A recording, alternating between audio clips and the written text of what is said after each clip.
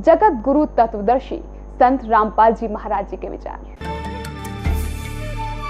मुसलमान भाई भी बाबा आदम को अपना प्रथम पुरुष मानते हैं और ये भी मानते हैं कि जो कुरान शरीफ का ज्ञान दाता है वो खुद कहता है, कुरान शरीफ में बोला है उसने कि पहले की जो बुक थी, पहले की होली बुक तौरात, ज़बूर और इंजिल मैंने ही उन नबियों पर नाजिल की थी, उतारी थी, उनको दिया था वो ज्ञान। ठीक। और ये भी कहते हैं मुसलमान भाई कि कुरान शरीफ अकेले मुसलमानों के लिए नहीं, संसार के सभी मानवों के लिए। तो इसका मतलब जो पहले थे उन पर भी लागू और आगे भी लागू होगा ये। ठीक। अब पुनर्जन्म के बारे में वो नहीं मानते। वो क्या कहते हैं कि एक बार आप पैदा हो गए, आपकी मृत्यु जैसी भी उस भगवान ने निर्धारित कर रखी है वो हो जाएगी। उसके बाद आप कब्रों में दबा दिए जाओगे। ठीक है। और जब कयामत आवेगी, यानी कयामत माने महाप्रलय होगी, पृथ्वी भी नहीं रहेगी, सारा कुछ नाश हो जाएगा, आकाश भी नहीं रहेगा। उस समय आप सभी को उन कब्रों से निकाला जाएगा और फिर जीवित किया जाएगा। जिन्होंने कुरान शरीफ के ज्ञानदाता की आज्ञा का पालन किया और उसके अनुसार भक्ति साधना उपासना करते रहे, वो तो जाएंगे जन्नत में।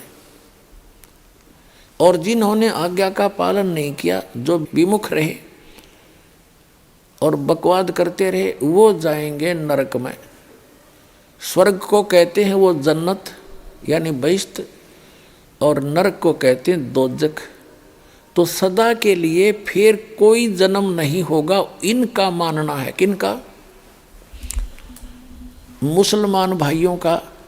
ये दोष मुसलमान भाइयों का नहीं है, उनके कुरान शरीफ के पढ़ कर सुनाने वालों की गलती रही है, वो समझ नहीं सके।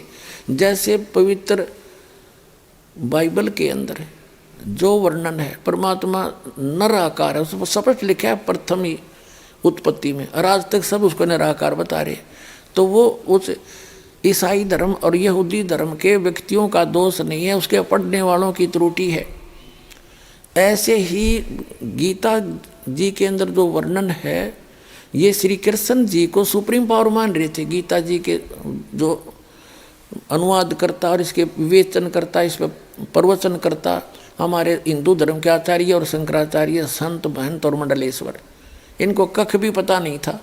तो ये दोष हिंदू धर्म के व्यक्तियों का नहीं है, ये दोष उन नीम हकीम गुरुओं का, जो समझ नहीं सके इस पवित्र ग्रंथ के रहस्य को। इसी प्रकार ये कुरान शरीफ के अंदर जो गूढ़ रहस्य है, उसको ना समझकर जो मुसलमान धर्म के सभी लोग भ्रमित हैं, वो उनका दोष नहीं है, वो उन मुल्ला और काजियों का है, जो उनको समझ नहीं सके, ढंग से समझा नहीं सके। अब इन्होंने तो फाइनल कर दिया कि जो जन्म ईब ताप का हो गया और मृत्यु हो जाएगी, कब्र में दबा दिए बस। उसके बाद कभी कयामत आवेगी, आखिरत आवेगी। आखिरत माने अंत आवेगा।